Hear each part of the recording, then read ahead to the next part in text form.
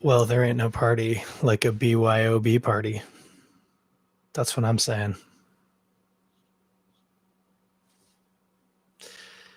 Well, I'll tell you this for free. I've set up some new lights because I was filming myself earlier this last week. I've lost track of what day it is.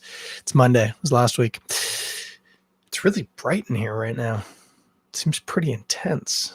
I feel like it's like the sun is just pounding down on my face. But anyway, we're going to crack on. Hey, welcome to the BYOB Toronto Beer Podcast. Let's do this all in letters. The BYOB TBP That's not bad. That's not bad. Hang on a second. I'm turning this light out.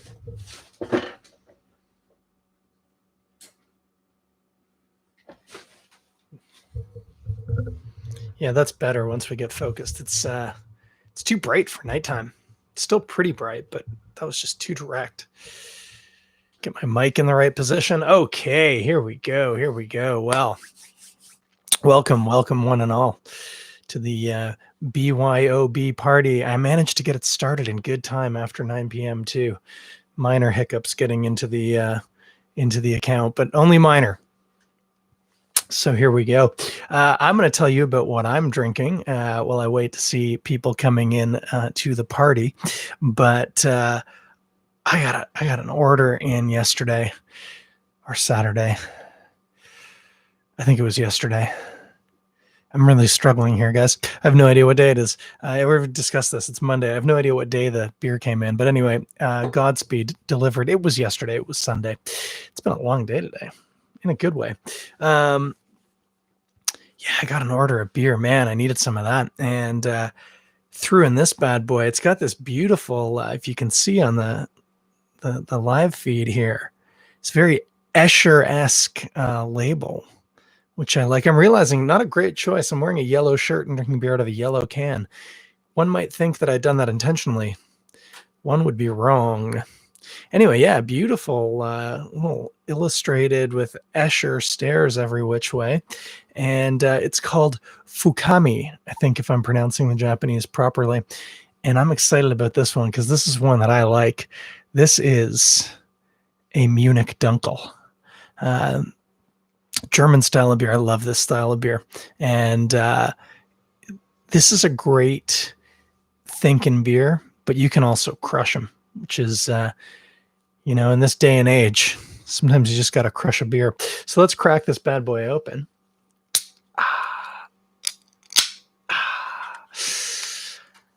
Man, I love that sound. And yeah, if you're looking at home, speaking of yellow, this has got yellow on it too. I'm in a yellow mood today, apparently. This is my old 2008 Cask Days glass. I pulled it out because a friend of the pod, Al Daly, an Irish fella, he posted a photo on his Instagram a couple of days back, drinking out of his 2008 Cask Days glass. And I thought, well, gee golly, probably not too many of those left around, being as how it was 12 years ago. Well, 11 and a bit, but you get my meaning. Now let's take a little look-see here on the camera. Oh yeah, you guys can see that. That is something. It's interesting. Okay. It just depends on which angle the camera's at. There we go. So both sides have now seen it against my shirt. You can actually see through it. This is a brilliantly clear, but also quite dark beer. And it is actually very red. Surprisingly, you look at it and you think it's brown, but if you hold it up to a bright light, almost wish I hadn't turned off that very bright light. Now that'd be something. If you hold it up to that, you'll see in the center, it is crimson red, which is kind of surprising to a lot of folk, but that is the nature of a good Dunkel. So yeah, we're gonna lay into this. Now, Godspeed's been doing a lot of Czech style beers recently. This obviously German style, but man, Bim likes a clear beer. I could read through that. I can see my image on the screen through that beautiful brown reddish beer. So, oh yeah. Now, so one of the things any good Dunkel is going to have, you're going to have a lot of Munich malt. It's a beer that is very popular in Munich, and Munich malt is always one of the key flavor and aroma components in these beers. And yeah, you can get a lot of that. Munich's very caramelly, a bit of brown bread to it. Not quite roasty, although on the tongue it can show some sort of toast characters, but quite sweet for sure. And a Dunkel will have a high percentage of Munich in it. Whereas like, the other day, I can't remember, when I was drinking the IPA from People's Pint. I took a stab at what was in it, and it turned out I was pretty close. It's pretty good, not gonna lie. There was some crystal malt in there, and there was also some Vienna malt. Vienna malt and Munich malt are similar. We could call them similar. Definitely different. You can taste a difference, but they're in the same wheelhouse. But it had, I feel like Peter told me, like 8% or less, 4% maybe of the malt bill. In a Dunkel, you could be looking at like 30%. So very, very malt forward beer.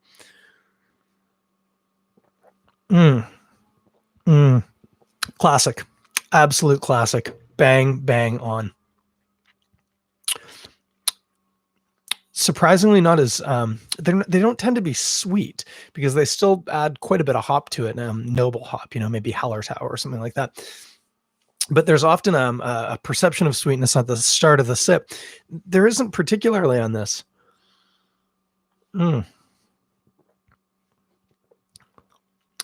Yeah, right out of the gate. Brown bread toast. Less caramelly than I was expecting, but still caramelly for sure. And then, yeah, Bim is not afraid to hop up a beer where some people might lay back. He leans in. And I'm going to guess Hallertau. M would be my guess. But it's just a shot in the dark. I haven't been into the German hops much at all lately, but this is peppery. Definitely grassy. Quite astringent. Not quite like tea, but astringent. And quite dry hoppiness on the finish. And then classic, super clean, quick finishing beer. Not a lot of linger. And what does linger, funny enough, is the perception of the hops and just a bit of that toastiness, which is really, really nice. I am enjoying that. Hey, we got some people. Hey, some people showed up to the party. That's good. You don't like to host a party and have nobody turn up. Hi, guys. Oh, I can wave. I always forget this. I'm going to wave at you, and I'm going to wave at you. And I can't wave at the person on Instagram or on YouTube, but I can do that. I'm waving. Hi, I'm barreling the camera at them. Hey, if you BYO'd B, did I get that right? Brought your own beer. Anyway, whatever. Hit me up. Tell me what you're drinking. I'd love to hear about it. Hit it in the comments. I see them all if I look at my devices. What are you going to eat with that? Well, come on, guys. What do you think you're going to eat with it? Probably a pork knuckle, because that's what you eat with German food in the beer halls. If you don't eat the pork knuckles like myself, I mean, you could do a lot worse than a pretzel. And actually, a friend of the pod, to use that term too much, David Ort, wonderful beer writer about town. It was involved in, I'm going to get this wrong. Was it the Growler or Original Gravity? One of the two, fairly new to Toronto anyway, beer publications that dropped, I guess, last year or the year before. He was influential in getting it off the ground. And he's just moved jobs. Congratulations, David. I believe I saw Prodigy, the popular math game that my kids love. So good on you, buddy. He also is the author of a fantastic beer cookbook called the Canadian Craft Beer Cookbook. I have a feeling it's does what it says on the can title. Fantastic book, though. Really good recipes, obviously well-researched. It's kind of his wheelhouse, and well-written, good photography. I liked it. I have a copy, and I'm not a big cookbook user, but I'm a big cookbook reader, if that makes any sense. I do enjoy reading cookbooks. I don't necessarily use them, sometimes for inspiration. That's how I use them. Or if it's like a very specific recipe I don't know off the top of my head. But otherwise, it's just guidelines, I think. But his craft beer cookbook is fantastic. And he has a really good pretzel recipe. Now, I believe he suggests using a Doppelbock in it. Not a Dunkel, but a Dunkel would work really well. And then it's in the thing you're eating. And then here's where it gets crazy. Especially if you get a little bold with your flour choices. I believe the recipe calls, I think, probably just for all purpose, which is fine. There's nothing wrong with that. But if you mixed in a little rye, you got some rye flour kicking around. Don't try and buy it at the grocery store. The shelves are bare, but a lot of people like to bake apparently when they're home. Put a little rye flour in that pretzel, not too much because you got to watch. Rye can really gum things up, so just a little, 5% maybe, and put a bit of that Dunkel in there. Then you're going to get complementary things going on with the flour and the rye, which is flour, I realize, but with the maltiness in the beer, and especially that toasty quality, I think is going to work really, really well. And then if you make your pretzels the way I make mine, there's like an amount of salt on them that probably would carry a health warning in the state of California. Let's be honest, everything in California has a health warning on it, so who cares? Get a lot of salt up on there. But, people think the salt's just to make you drink more beer. I mean, to some extent it is, but it also is going to add a mineraliness, which is something that this beer does not have. And that's not uncommon in some specific types of beer, especially some lager, like golden lagers. Czech styles. In fact, I was drinking just before I started this, Bim's, I never know how to say it. It's probably in Czech, and I'm probably not going to say it right, but Svetli Ledsak 12. It's the Czech lager. It has an interesting, slightly minerally kind of thing. The Dortmunder he does, the Otsukarasema, I think it's called, is even a little bit more. And a lot of people think that's from the water. It could be, but it also comes from the hopping, believe it or not, can add some minerally qualities. And my computer's throwing me an error here. Thankfully, not about the minerally qualities in beer. Anyway, the salt is going to add some minerally qualities. It's going to tie in with, it's going to add them to this beer because it doesn't have it. And then obviously also that very, very quick bitter finish with the bready, warm and salty pretzel. That's a juxtaposition. So now we're doing both, right? We're juxtaposing as well as complementing, and we're tying it all together, and then dip it in mustard because it's delicious. It has nothing to do with the beer. Just dip it in the pretzel. You know what else does go really well with, though, would be a nice stew. I often recommend the brown beers with stews. There's a warmth to the maltiness that I think it's comfortable. It's comforting, like a stew. Now, I make my stew with lentils, but you go ahead and make it with whatever protein you like. I think that's going to work really well for you. So nobody's told me what you're drinking. A couple of more people have joined in, which is fantastic, but either you forgot to BYOB or you're all shy, and that's okay. I appreciate that you're here. I think I had something to say about Dunkel. Oh, I was going to say that I was telling a friend of mine who's a big fan of the Dunkel style that this beer came out, and we were reminiscing. Bose, I think once made a beer called Dunkel Buck, and it was a nice Dunkel. It was quite good. But much more importantly, the label was fantastic and referenced so many aspects of the popular John Candy movie Uncle Buck. It was just hard not to like. We showed Uncle Buck to the kids a couple weeks ago, and unsurprisingly loved it. Some questionable content because it was made in the 90s, late 80s, early 90s, I think. People smoking. Definitely a scene of date rape, but not like graphic, but definitely date rape. So yeah, that's a little questionable, but fantastic film. And we were talking about that beer, man. We missed that beer. But yeah, Dunkel, not a style from Ontario that you see a lot of necessarily. You will see obviously Dunkels from German breweries, totally common at the LCBO. But in terms of local breweries, some people do it. Some people do it with limited success, and some people knock it out of the park like Bim did here. But this is a fantastic one. So available at the brewery right now. If you, like me, find yourself in need of beer and you live in my neighborhood.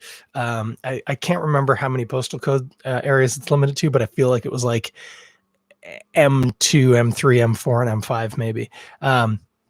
But if you order a 2-4 of Godspeed or more, obviously, free delivery, same day. Monday to Thursday, you get that order in before 3. You will get it that night. What did I say? Monday to Thursday, Friday, Saturday, Sunday, it's 7. And you will get it shortly after 7 was my experience. And it's just fantastic. You go on the website, you pick your beers, clickety pay, done. A couple hours later, a lovely employee of Godspeed, Varysky's been there twice. It's been really nice to see him. Drop the bag on your front porch. They want it contactless. They don't want you to touch them or be near them. They just want to drop it. You say hi to them through the window, and that's it. And then you got yourself some beer. I know a lot of places are doing that, trying to support them through this. We typically would buy our beer at the Loblaws, which, again, nothing wrong with that. And if you are, especially if you're buying a local brewery, they need people buying their beer from every channel they can. But obviously getting it straight from the brewery is better for everybody. So we've been trying to support that. And I would encourage you to do the same wherever in the world you are. Well, now, still nobody's told me anything about a beer. So we're going to talk about what's coming down the pipe. And of course, the answer is not a lot. Not a lot. I'm surprised that I haven't seen any breweries trying to organize like Zoom parties, because this seems to be the thing. I think I was telling you in the last pod that a buddy of mine was playing some poker, and they play on Poker Stars or poker.net or something. And then they have that, but then they also have a Zoom going. So you're playing on your computer, and then you got your device with the Zoom meeting. So you're kind of talking with the guys, you're playing some poker, you're drinking a beer. I think it'd be brewers, get on that, put that together, host a party. Get yourself a corporate Zoom account. I don't know how much that costs. It's probably a lot. So maybe don't spend too much money on it. Use a Google Hangout. Use like this. I'm not paying a cent for this stuff. But host a party. It's fun, even if nobody tells you what they're drinking. And you just scream into the void for, again, counting in bars. 436, 37, 438 bars. Assuming that your time is 99 BPM. Which is what mine is right now. If you wanted to, you could do the math on that, because there's 4 beats per bar. Anyway, we're not going to get into a math game. Was I saying? Yeah, host a party. It's a ton of fun. I am going to have a beer with a friend using a chat, much like this, probably later this week, because we were talking on the phone, which crazy times. Who talks on the phone? I do, apparently. I did it yesterday. We're going to grab a beer together and face to face talk through headphones and a mic, because you can't get COVID through the interwebs yet. Anyway, anything else going on? Not really. Everything's still closed. Do you remember the Seinfeld bit about the weatherman in LA has the worst job in the world? Because the weather's always the same. What's the weather like tomorrow, Jim? Same. Next week, same. I'm not even coming in. No, I'm staying home tomorrow. It's going to be the same. I think Seinfeld probably does that bit a lot better than I do. There's probably some setup, probably some timing that I don't have that he does, but it's a good bit. Look it up. But that's what this is. This is like being the weatherman in LA. What's happening? Nothing. You can't hear me shaking my head on the podcast, but the answer is nothing. Well, we're going to have one last look. Nope. Hang on. I wonder what happens if I do this. I think nothing. Yep. Nope. Oh, somebody's asking me a different question. They wanted to know how I'm feeling. Friend of the pod, Andrew. Feeling fine, buddy. Thanks. How about you? Hope you're having a beer right now. Probably not listening to this. I wish I had a switchboard. That would be something. Going live to air. We kind of are, right? Got a couple of people watching right now. You could call me on the phone, like a radio call-in. I got tickets to the Brand Van. Ring-a-ding-a-ding-dingy. Anyway, I'm losing my mind, and I'm going to go and just enjoy this beer on my own. what's coming down the pipe while I'm off. Might do a midweek app. Keep your eyes peeled for it. It'll be a surprise. Couldn't even tell you when it's going to happen. It could be in the morning. Who knows? It's going to happen? Don't know. I can assure you next Monday, I will be here. Next Monday is Easter Monday. That doesn't change anything. I'll be here. But maybe, what's a good Easter beer? Something that goes with chocolate eggs, I think. That's probably what it's going to be. It might also be limited to what I have in my fridge. I know I just did a Godspeed beer like 2 weeks ago, but that's what I had in my fridge. And in these desperate times, that's what we must do. We must buckle down. What did the Queen say? You guys, I'll check out the Queen's message. 6th time in history she's made a non-Christmas address to the nation. She probably said something nothing to do with beer, but stiff upper lip and carry on and all that. So what was I saying? Easter beer, what's in the fridge? Yeah. Anyway, if I don't talk at you before that, I will definitely talk at you then. Have a great long weekend. Haha, joke's on you. If you're working, you probably don't have a long weekend. And if you aren't working, then it's every day's a long weekend. Welcome to the life of the self-employed. Have a good week, guys. Drink some beer, order it from your local brewery, and have them deliver it, or do a curbside pickup. I think everyone's bottle shops are now closed, so you're going to have to get it in a less than traditional way. But buy some beer from somebody who needs some support, and maybe buy some beer for somebody who needs some support if you can afford it, because that's certainly a nice way to say hi. So I always say, check in on people. Give a call, give an email, message them on the socials, whatever is going to work for them, and just check in on your friends, check in on people you're worried about. The longer this goes on, I think I mentioned this before, it's going to build and build and build.